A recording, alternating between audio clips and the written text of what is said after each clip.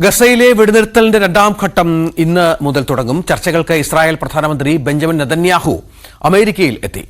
ട്രംപുമായി ഉള്ള കൂടിക്കാഴ്ച നാളെയാണ്. രണ്ടാം തവണത്തെ സ്ഥാനാരോഹണത്തിനു ശേഷം പ്രസിഡന്റ് ട്രംപ് ഒരു വിദേശ രാഷ്ട്രത്തലവനുമായി നടത്തുന്ന ആദ്യത്തെ സുപ്രധാന കൂടിക്കാഴ്ചയാണിത്. അമേരിക്കയിലേക്ക് വിമാനം കയറുന്നതിന് മുൻപ് ബെന്യാമിൻ നെതന്യാഹു ഒരു കാര്യം വ്യക്തമാക്കി. ഇസ്രായേൽ അമേരിക്ക സഖ്യത്തിന്റെ ശക്തിയുടെ തെളിവാണിത്.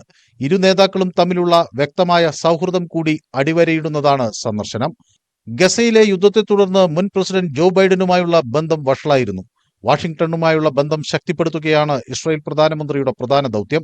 പ്രസിഡന്റ് ട്രംപുമായി അടുത്ത് പ്രവർത്തിക്കുന്നതിലൂടെ മധ്യേഷ്യയുടെ മാറ്റവും പുനർനിർമ്മാണവും സാധ്യമാകുമെന്ന് നെതന്യാഹു പറയുന്നു. ഗസ വെടിനിർത്തലിന്റെ രണ്ടാം ഘട്ടത്തെക്കുറിച്ചുള്ള ചർച്ചകൾ എല്ലാ അർത്ഥത്തിലും നിർണായകമാണ്.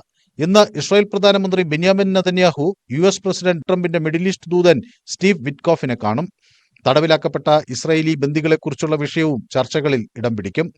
ഈ ആഴ്ച ഖത്തർ പ്രധാനമന്ത്രിയുമായും ഈജിപ്ഷ്യൻ ഉദ്യോഗസ്ഥരുമായും വിറ്റ്കോഫ് സംസാരിക്കും.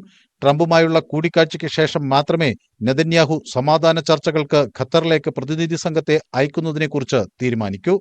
News desk, News 18.